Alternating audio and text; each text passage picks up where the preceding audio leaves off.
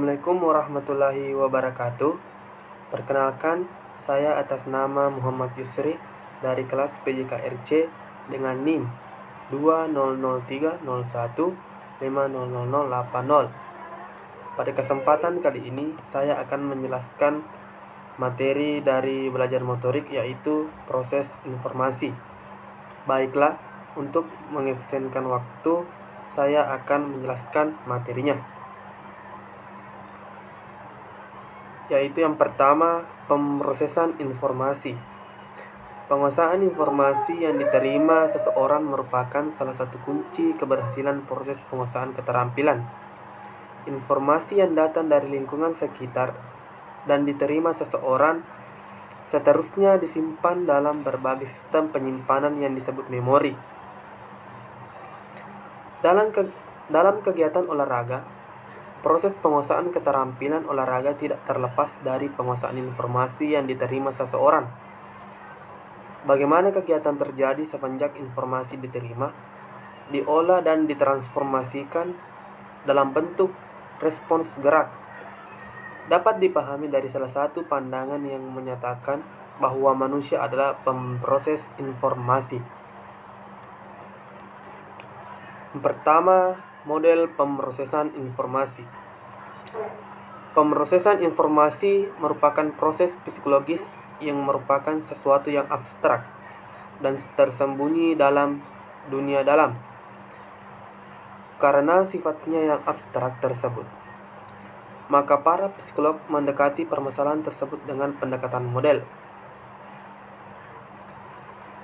Informasi akan mulai bekerja setelah adanya input dari informasi lingkungan. Prinsip-prinsip pemrosesan informasi mirip dengan prinsip stimulus respons. Perbedaan pokok terletak pada fokus kajian yang terjadi antara stimulus hingga munculnya respons. Peristiwa tersebut dalam model pemrosesan informasi sering disebut dengan istilah kotak hitam.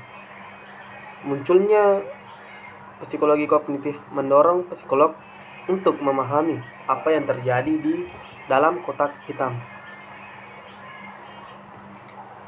Beberapa cara yang telah dilakukan untuk mempelajari pemrosesan informasi terutama diarahkan ke arah struktur arus informasi. Di samping itu, pendekatan lainnya difokuskan pada perubahan dalam struktur informasi tak kala diproses melalui sistem Smith 1982. Pendekatan yang sering digunakan adalah menekankan aspek waktu temporal dari proses informasi dengan titik konsentrasi pada lamanya beberapa proses terjadi. Pendekatan dasar ini disebut pendekatan kronometrik atau chronometric approach. Unit analisisnya adalah waktu reaksi (WR). Sehingga cara utama mengukur perilaku seseorang ialah interval antara penyampaian stimulus dan munculnya respons yang pertama kali. Konsep dasar tentang tahap-tahap yang terdapat antara stimulus dan respons yang sudah lama dikenal. Meskipun yang mempopulerkannya adalah psikolog dari pandangan psikologi kognitif, mungkin dapat dikatakan bahwa Donders 1886, seorang psikolog Belanda, adalah orang pertama yang berusaha mempelajari tahap-tahap pemrosesan informasi, meskipun ide yang dikemukakan tidak sepenuhnya benar. Tetapi, metode dasar yang diterapkan masih relevan untuk masa sekarang (Smith 1982).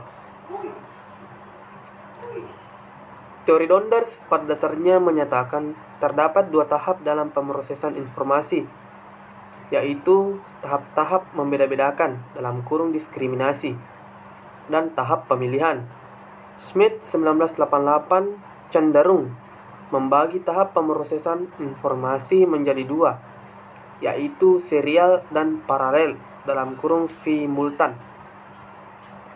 2. Pengembangan model pemrosesan informasi. Pemrosesan informasi merupakan sesuatu yang abstrak yang terjadi di bagian dalam sebagai proses psikologis. Untuk kebutuhan analisis, berdasarkan arus masuknya pemrosesan informasi tersebut dapat dibagi menjadi 3 tahap, yaitu yang pertama, identifikasi rangsang, yang kedua, seleksi respons, dan yang ketiga, pemrograman respons. A. Tahap identifikasi rangsang. Yang dimaksud dengan informasi dalam kaitannya dengan kajian ini adalah pengetahuan tentang pesan, sinyal, atau peringatan dari lingkungan sekitar yang memberikan kepada kita tentang dunia sekitar. Menurut Schmidt 1982, bahwa faktor utama yang mempengaruhi tahap pengenalan rangsang adalah faktor yang bersumber dari karakteristik rangsang seperti 1. Kejelasan rangsang, yang berarti tajam tidaknya rangsang yang diterima. 2. Intensitas rangsang seperti terang tidaknya cahaya rangsang, keras tidaknya suara rangsang, dan sebagainya. Pada tahap identifikasi rangsang ini, informasi diabstraksikan sebagai elemen spesifik, dikode dan dikombinasikan ke dalam satu pola yang bermakna dan abstrak. B. Tahap seleksi respons. Setelah tahap pengenalan rangsang berakhir, maka tahap selanjutnya adalah memilih respons yang tepat. Apa yang terjadi dalam pemilihan respons memang sukar dianalisis berdasarkan situasi di lapangan. Studi laboratorium dapat membantu kita untuk pemilihan respons, terutama dengan menerapkan paradigma pemilihan waktu reaksi.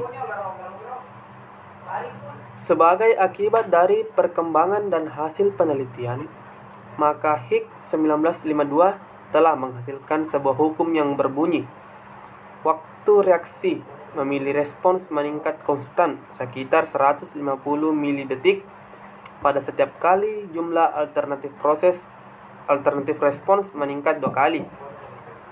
Hukum ini cenderung menegaskan bahwa hubungan antara waktu reaksi memilih dan logaritma dari alternatif jumlah rangsang respons adalah linier. C. Tahap pemrograman respons. Tahap pemrograman respons diawali dari setelah terjadinya identifikasi rangsang dan seleksi respons. Maka, tahap berikutnya adalah mengorganisasi informasi yang diperoleh untuk mewujudkan dalam bentuk gerak atau perilaku nyata. Proses ini terjadi pada tahap pemrograman respons, dan ini biasanya sangat kompleks. Guna lebih mudah memahami proses yang berlangsung sejak stimulus diidentifikasi hingga terjadinya gerak atau perilaku nyata, maka tahap pengenalan stimulus yang akan dipengaruhi oleh variabel tertentu atau disebut variabel input.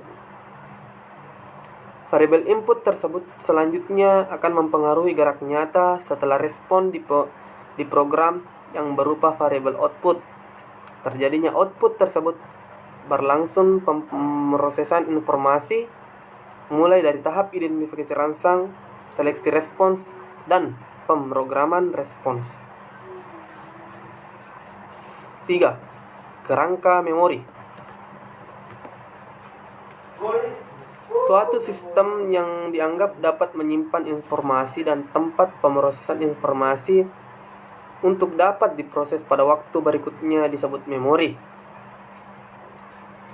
Memori tidak hanya mempengaruhi persepsi kita melalui saringan persepsi, tetapi juga keputusan dan pilihan yang kita ambil dalam saluran terbatas dan sebagian konsepsi dalam mengorganisasi kontrol gerakan berdasarkan keunikan latar belakang pengalaman yang telah dimiliki oleh setiap individu tersebut akan memberikan interpretasi sesuai dengan informasi yang diterima dari lingkungan. A. Short-term sensory store. Sistem ini berfungsi untuk menyimpan sejumlah besar informasi yang diterima dalam waktu yang singkat. Kompartemen dari sistem ini menerima tanpa mencatatnya dan dalam waktu yang singkat akan hilang karena penambahan informasi baru. B. Short-term memory. Informasi yang masuk pada sistem penyimpanan jangka pendek tidak semua diproses pada tahap berikutnya. Karena adanya penyaringan terhadap informasi yang relevan dan yang tidak relevan, dan hanya informasi yang relevanlah yang diproses pada tahap berikutnya. Karena adanya kesesuaian antara informasi dengan situasi untuk diproses ke dalam memori jangka pendek (STM). Memori ini merupakan tempat penyimpanan informasi, baik yang berasal dari Short-Term Sensory Store (STSS) maupun yang berasal dari Long-Term Memory (LTM). C. Long-Term Memory, yang menunjukkan perbedaan antara kompartemen memori jangka pendek dan jangka panjang adalah jumlah waktu dari informasi yang dapat disimpan. Selain itu, juga berbeda dalam jumlah kemampuan menyimpan informasi. Berdasarkan teori kotak memori yang telah dikemukakan di atas, jika suatu hal dilatih terlebih dahulu, sudah barang tentu membutuhkan informasi untuk memproses aktivitas yang bersangkutan, maka informasi itu disalurkan dari penyimpanan jangka pendek ke penyimpanan jangka panjang, di mana informasi itu akan tersimpan secara permanen supaya tidak hilang. Baiklah, selanjutnya yaitu rangkuman. Pemrosesan informasi merupakan proses psikologis yang merupakan sesuatu yang abstrak dan tersembunyi dalam dunia dalam. Karena sifatnya yang abstrak tersebut, maka para psikolog mendekati permasalahan tersebut dengan pendekatan model. Smith (1988) cenderung membagi tahap pemrosesan informasi menjadi dua, yaitu serial dan paralel. Untuk kebutuhan analisis berdasarkan arus masuknya pemrosesan informasi tersebut dapat dibagi menjadi 3 tahap, yaitu tahap identifikasi rangsang, tahap seleksi respons, dan tahap pemrograman respons.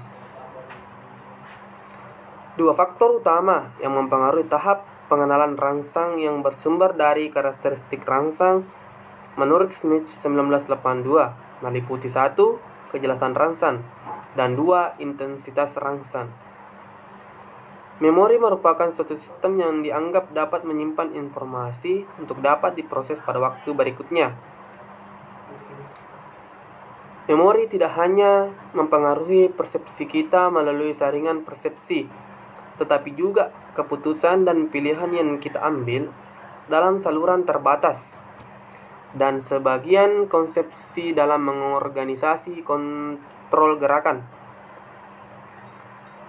Berdasarkan teori kotak, dalam kerangka memori terdapat 3 kegiatan yang meliputi Short-Term Sensory Store, Short-Term Memory, dan Long-Term Memory. Baiklah, itulah persentase dari saya. Mohon maaf bila ada kekurangan. Sekian dan terima kasih. Wassalamualaikum warahmatullahi wabarakatuh.